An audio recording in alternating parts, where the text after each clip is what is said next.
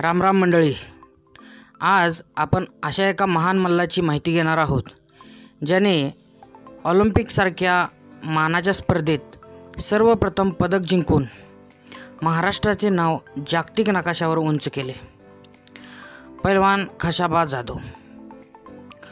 वैयक्तिक क्रीडा प्रकारात त्यातूनही कुस्तीसारख्या मराठमोळ्या खेळात ऑलिम्पिकमध्ये सर्वप्रथम भारताचा तिरंगा फडकवणारे जिगलबाज मल्ल म्हणून खशाबा जाधवांचे नाव अभिमानाने घेतले जाते.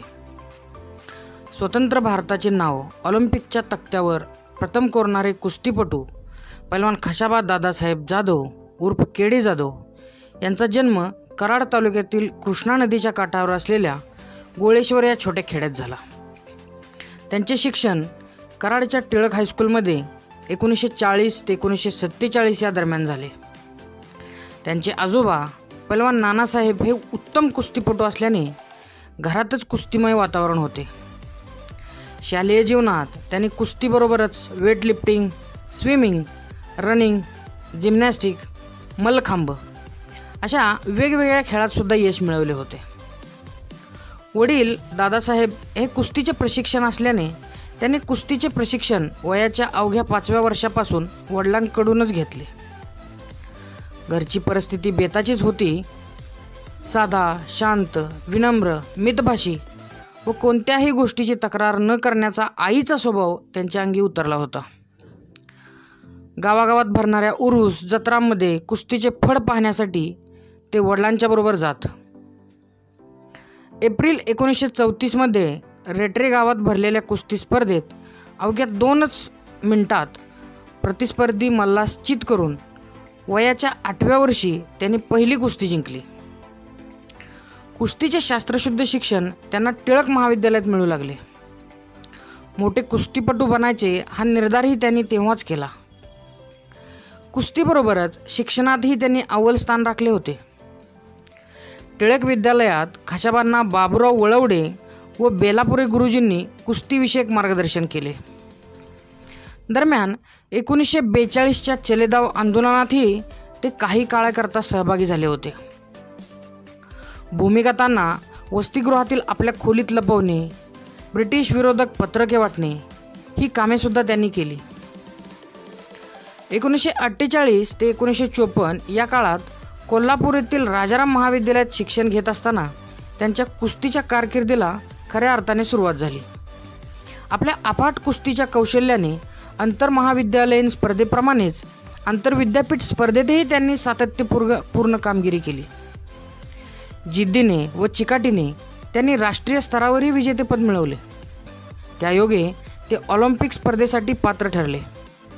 15 ऑगस्ट 1947 या भारताच्या पहिल्या स्वातंत्र्यदिनीच भारताचा तिरंगा ऑलिम्पिकमध्ये फडकवण्याचा निश्चय त्यांनी केला. त्या काळी खेळाचे व्यावसायीकरण झालेले नसल्याने पुरस्कर्ते ही संकल्पना अस्तित्वात नव्हती. तसेच खेळ देशासाठी पदक जिंकणे याबाबत शासन, तत्कालीन लोक हे सुद्धा आग्रही नव्हते, जागरूक नव्हते.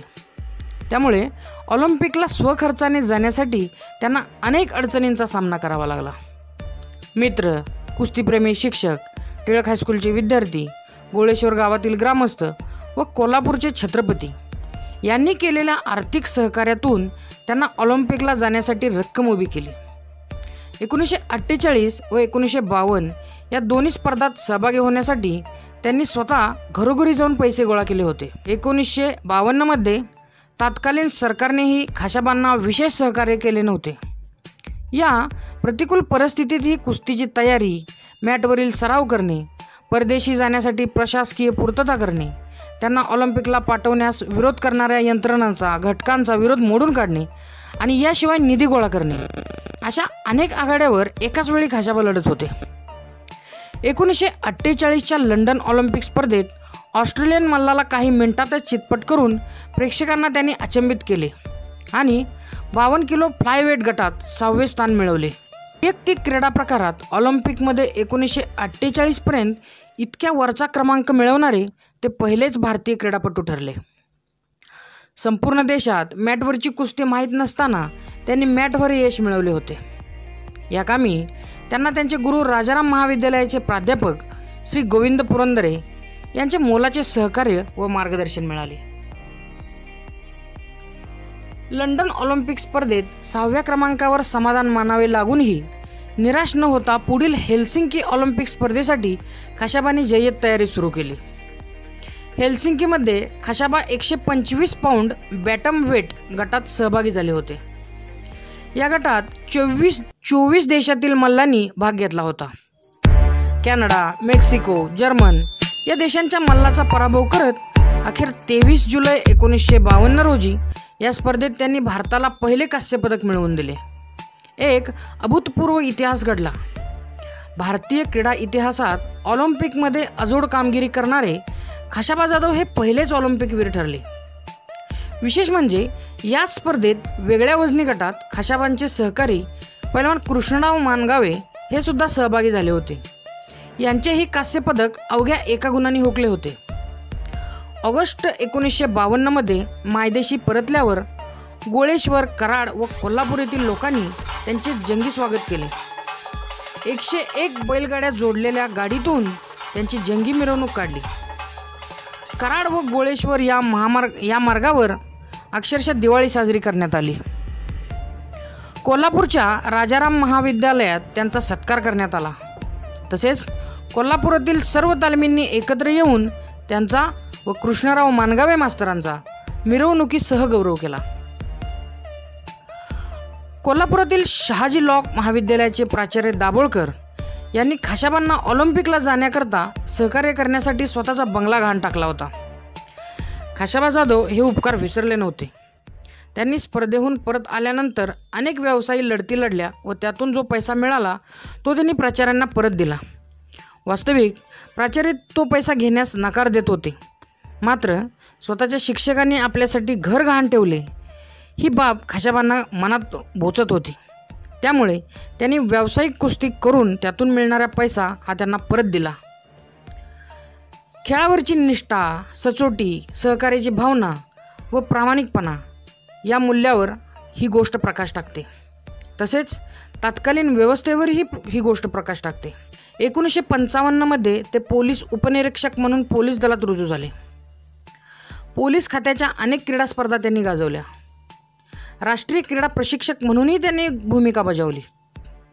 1982च्या दिल्लीतील आशियाई क्रीडा स्पर्धेत त्यांना क्रीडाज्योत थोडा वेळ हाती घेऊन वाहण्याचा सन्मान मिळाला. पण त्यांच्या पराक्रमाचे महत्त्व समजून त्यांना मान सन्मान दिला गेला नाही एवढे मात्र नक्की. त्यांनी सुमारे 27 वर्षे पोलीस दलात नोकरी केली. सहाय्यक पोलीस आयुक्त या पदावरून ते मुंबईतून निवृत्त झाले. अतिशय प्रामाणिकपणे नोकरी केलेल्या खाशाबांना आपले निवृत्ती वेतन मिळवण्यासाठी सुद्धा संघर्ष करावा लागला होता. पहिल्या ऑलिम्पिक पदक विजेत्या खेळाडूला अशी वागणूक हे आपल्या व्यवस्थेचे दुर्दैव होय. 1-2 संस्थांनी मात्र त्यांना पुरस्कार दिले. आपल्या महाराष्ट्र व केंद्र शासनाने मात्र त्यांना मरणोत्तर पुरस्कार दिले. फाय फाउंडेशन जीवनगौरव पुरस्कार हा मार्च 1983 रोजी त्यांना मिळाला. 1990 साली मेघनाथ नागेश्वर पुरस्कार हा त्यांना मरणोत्तर मिळाला. महाराष्ट्र शासनाचा शिवछत्रपती क्रीडा पुरस्कार हा त्यांना 1993 साली मिळाला. आणि केंद्र शासनाचा सर्वोच्च अर्जुन पुरस्कार हा 2001 मध्ये त्यांना मरणोत्तर मिळाला. खाशाबांच्या विजयाची आठवण म्हणून कोल्हापूरला विजयी मल्लाचे एक शिल्प घडवण्यात आले. 1960 मध्ये हे शिल्प कोल्हापूरच्या भवानी मंडपात स्थापन करण्यात आले.